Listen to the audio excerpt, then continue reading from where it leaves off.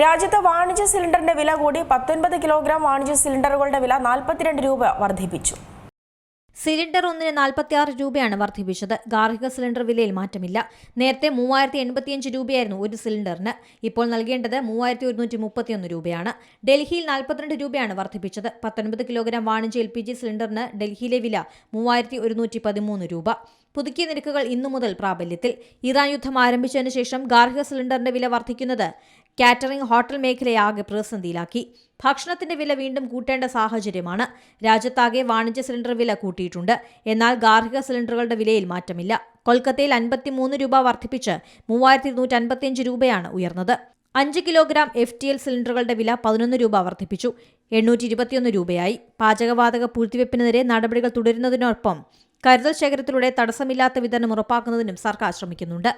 National desk, C Malayalam news. ഏറ്റവും പുതിയ വാർത്തകളും വിശേഷങ്ങളും വിരൽ തുമ്പിലറിയാൻ സി മലയാളം ന്യൂസ് എല്ലാ ഡിജിറ്റൽ പ്ലാറ്റ്ഫോമുകളിലും ലഭ്യം.